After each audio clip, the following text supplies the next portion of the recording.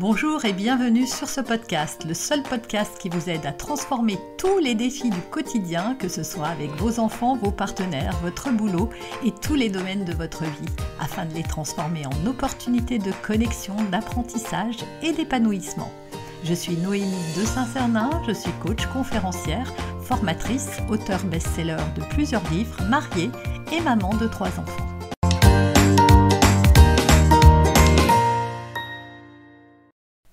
Bonjour à toutes et à tous et bienvenue dans ce nouveau podcast qui va vous accompagner dans les montagnes russes de la parentalité avec des astuces concrètes et une bonne dose de légèreté. Aujourd'hui, on s'attaque à un sujet brûlant, une vraie question du 21e siècle, comment limiter les écrans de nos enfants. C'est un peu la bataille de notre époque, non ? Les tablettes, les consoles de jeux, les téléphones et bien sûr les dessins animés.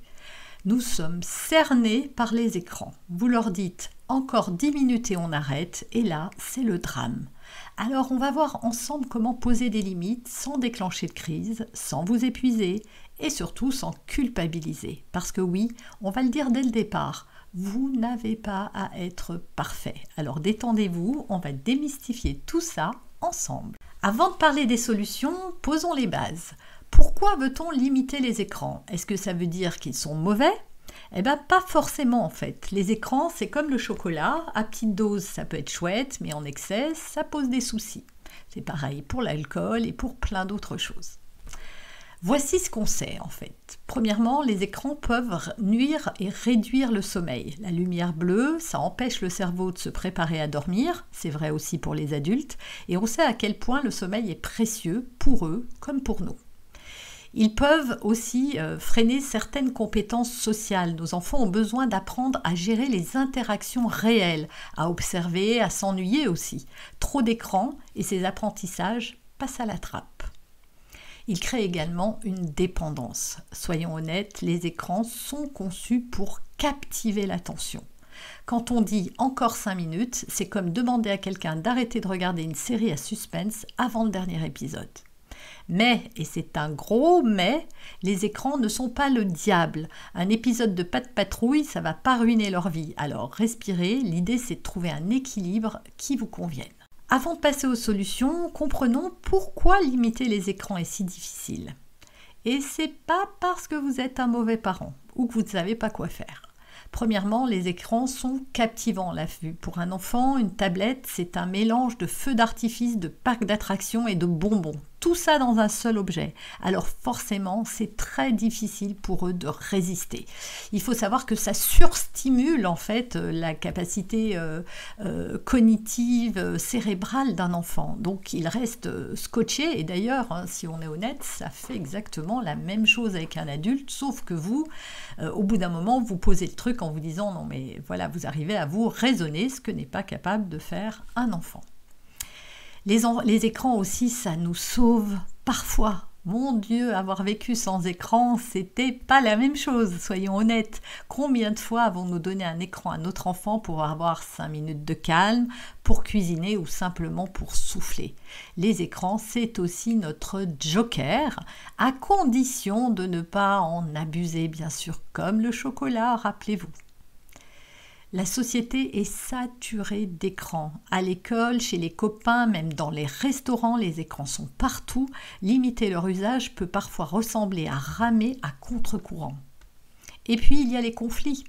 Mais pourquoi Lucas peut jouer 2 heures et pas moi ? Allez, on va voir comment répondre à tout ça.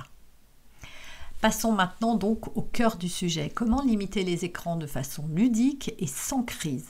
Voilà mes 7 astuces préférées. Premièrement, et c'est vrai pour tout ce que vous voulez imposer chez vous, instaurer des règles claires et prévisibles. Ça veut dire quoi ? Les enfants adorent savoir à quoi s'attendre.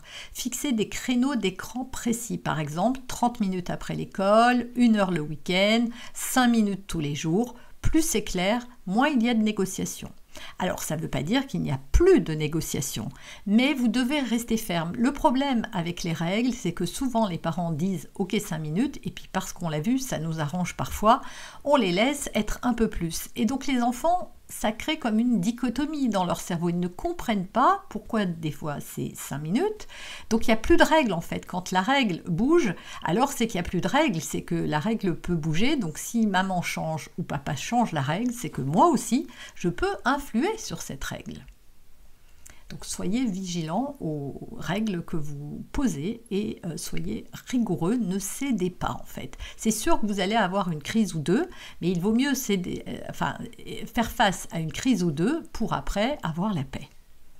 Deuxièmement, utilisez un minuteur visuel. Plutôt que de répéter encore 5 minutes, ou il reste que 5 minutes, ou c'est bientôt fini, prenez un sablier, une minuterie qui leur montre le temps qui passe, et puis quand ça sonne, et ben hop, on arrête. Alors encore une fois, peut-être que votre enfant n'arrêtera pas. Donc à vous d'être dans les parages et de dire « Loulou, je crois que j'ai entendu sonner, ça veut dire quoi ?» Plutôt que de le gronder et de lui dire qu'il n'en fait qu'à sa tête et qu'il n'est pas sérieux. Encore une fois, c'est difficile de résister à un écran. Au lieu de dire aussi « stop l'écran », dites « c'est l'heure de faire un pulse » ou « viens, on sort jouer au ballon ». Si vous remplacez l'écran par quelque chose de sympathique, fun, la transition sera beaucoup plus douce, puisque vous proposez à votre enfant une connexion en plus, et qui est quand même quelque chose qu'ils adorent. Quatrièmement, soyez un modèle. Ouch, ça pique un peu, mais si vous êtes scotché à votre téléphone, difficile de demander à vos enfants de décrocher. Faites un effort collectif et transformez ça en défi familial. On pose tous nos écrans pendant 1 heure, même papa et maman.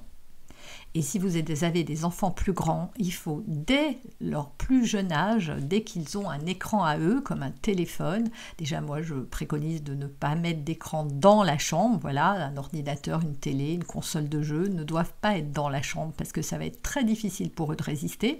Et donc quand les enfants sortent plus grands, c'est de dire, eh bien voilà, ton téléphone, à partir de telle heure tous les jours, il reste dans l'entrée par exemple.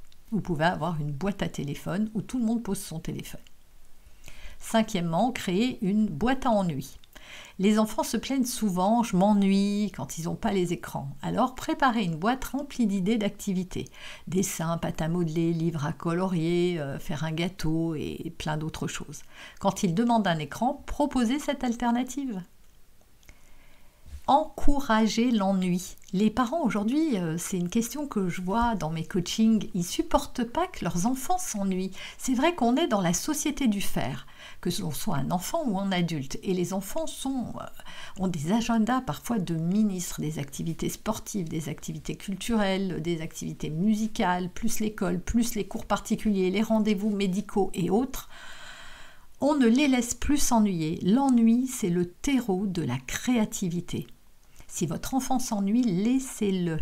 Vous pouvez même lui dire « mais qu'est-ce que tu as de la chance, j'aimerais bien m'ennuyer, je ferais plein de choses si je m'ennuie, si j'avais le temps que tu as. » Vous serez surpris de voir comment il peut soudainement inventer un jeu, une histoire ou entrer dans un monde imaginaire. Aujourd'hui, avec les écrans, les enfants il y a beaucoup moins d'espace à tout ça. Donc c'est important puisqu'ils se laissent complètement happer par le jeu et donc ils ne créent plus, ils sont spectateurs au lieu d'être acteurs. Septièmement, instaurer un jour sans écran. Un jour par semaine, pas d'écran. Transformez ça en rituel familial avec des activités spéciales, jeux de société, cuisine, bricolage. L'idée, c'est de montrer qu'on peut s'amuser autrement. Et croyez-moi, ça leur permettra de passer un très très bon moment de connexion en famille. Parce que ce dont vos enfants vont se souvenir plus tard, c'est pas du temps qu'ils ont passé sur leurs écrans, mais c'est des moments de qualité et de connexion qu'ils auront eu avec vous. Et d'ailleurs, ce que vous pouvez faire dans ce jour sans écran, c'est que parfois sur Internet, ils voient des choses fabriquées de la pâte, là, vous savez, qui colle toute seule ou qui mousse. Ils voient des choses comme ça. Ben, quand ils vous montrent ce genre de choses, c'est de dire « Ah bah tiens, le jour sans écran, on va faire ce qu'on voit dans les écrans. » Et comme ça vous donne une idée d'activité. Un dernier point important, n'oubliez pas de prendre soin de vous. On le sait, limiter les écrans peut être épuisant, alors soyez indulgent envers vous-même. Si un jour vous cédez et que votre enfant regarde un film de plus, eh ben c'est pas grave. Ce qui compte, c'est la constance sur le long terme, pas la perfection. Et n'hésitez pas à demander du soutien. Un conjoint, un grand-parent ou même un ami peut parfois prendre le relais pour éviter le burn-out parental dont on ne parle pas assez. Enfin, sachez qu'avant 3 ans, tout écran est à proscrire. Alors encore une fois, si vous l'avez fait, n'allez pas vous culpabiliser, on ne peut pas agir sur ce qu'on ne sait pas. Mes parents fumaient dans la voiture vitre fermée avec les bébés et les enfants. Je ne suis pas morte pour autant et je n'ai pas développé un cancer du poumon, en tout cas pas encore et je pense jamais, je l'espère. Voilà, on fait tous des erreurs parfois, mais quand on le sait, eh bien une fois qu'on le sait, on n'a plus d'excuses finalement. Donc évitez quand même avant 3 ans parce que votre enfant a besoin d'interaction pour bien se développer. Voilà, c'est tout pour aujourd'hui. Si ce podcast vous a aidé et plu, je vous invite à essayer au moins 1 ou 2 de ces astuces dès cette semaine. Et surtout, dites-moi ce qui a fonctionné pour vous. Merci de m'avoir écouté. Et rappelez-vous, il ne s'agit pas de bannir les écrans, mais de les utiliser de façon équilibrée et consciente. Vous faites de votre mieux et c'est déjà énorme. On se retrouve très bientôt pour un nouvel épisode. D'ici là, amusez-vous, déculpabilisez et respirez. Vous avez aimé ce podcast? Retrouvez-moi sur mes réseaux, Noémie de Saint-Cernin, sur YouTube et Instagram en vidéo, sur mon site internet pour des articles ou pour aller encore plus loin et suivre mes accompagnements. Des milliers de parents ont testé mes méthodes, pourquoi pas vous? Et n'oubliez pas de laisser un avis 5 étoiles pour m'aider à diffuser mes graines de conscience et de bienveillance auprès de tous les parents.